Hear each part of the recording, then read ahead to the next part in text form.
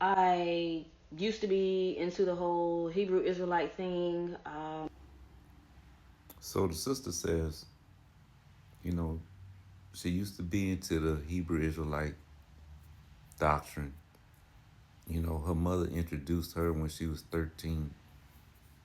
You know, this girl's probably 26 years old. But, you know, it's it's it's it's biblical that, you know,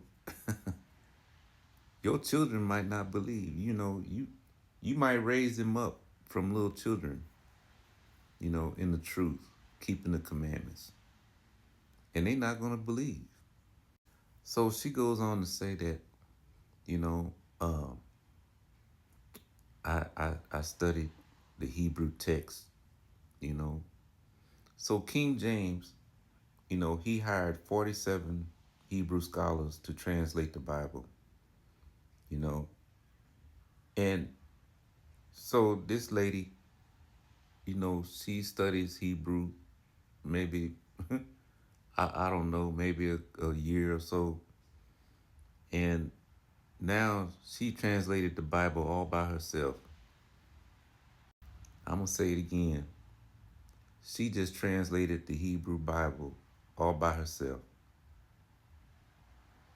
These were learned men, you know, they grew up speaking the Hebrew language. Which brings me to my next point. The Messiah himself says, you're not going to get the pure language, you know, in Zephaniah 3, verse 9. You're not going to get the pure language, the correct understanding of the Hebrew until he returned.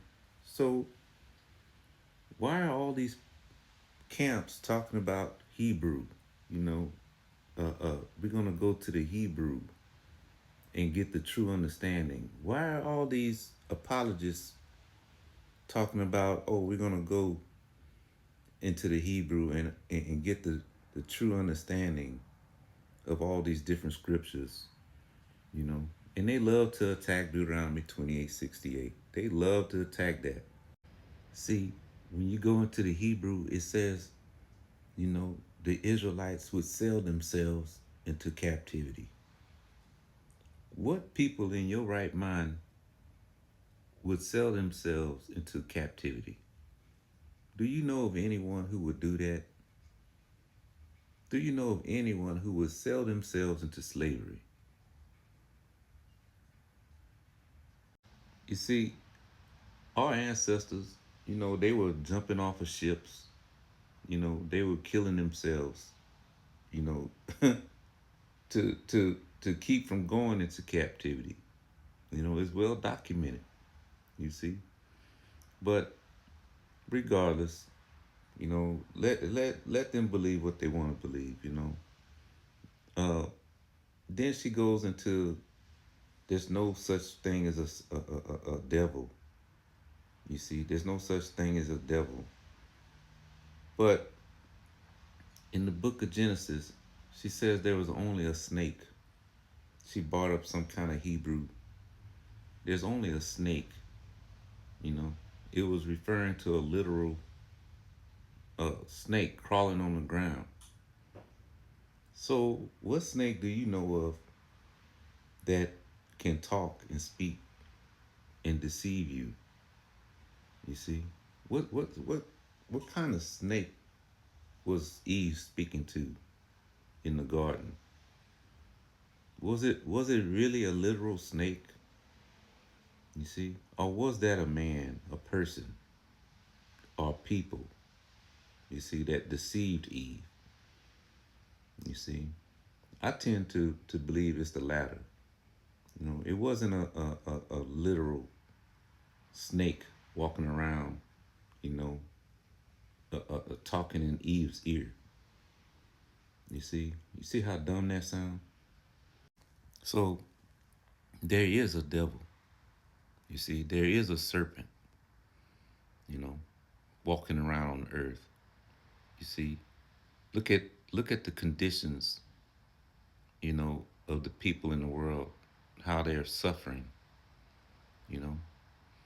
This is all by design. This is all created by a man. You see, when you go to Isaiah 14, it tells you, you know, God asked the question. He says, "Is this the man that caused, nations to tremble?"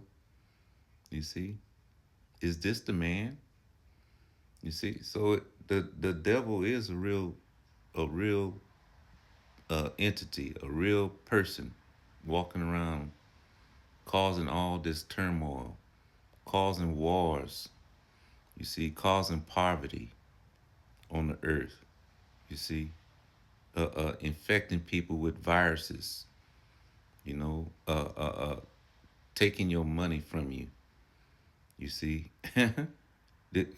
not giving you access to medical, you see.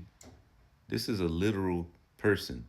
It's not the devil is a real person, you see. But this girl, she has been plucked, she's been plucked out of her understanding of the scriptures, you see. And the scriptures tell you about that. The Bible tell you about that. So the scriptures tell you about the sower. The sower sowed good seed. The sower sowed the word in your heart. You see, her mother sowed the word in her heart from a very early age.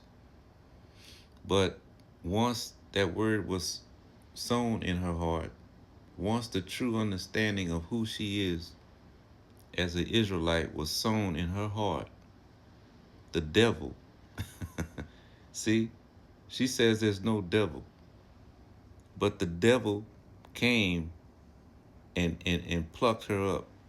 You see, when you go to Mark 4:14, read it.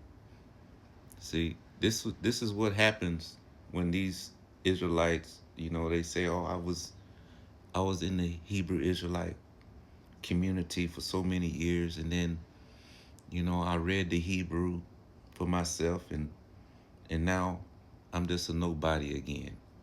I'm just an African American again. I'm just a nigga, you know. So now I can go back to doing Christmas and birthdays. You see, that's what she really wanted, you know. All her friends, they're going clubbing every night, you know. Hot girl summer, and she wanted to do the same thing. So now she's no longer, in the truth. Real sad.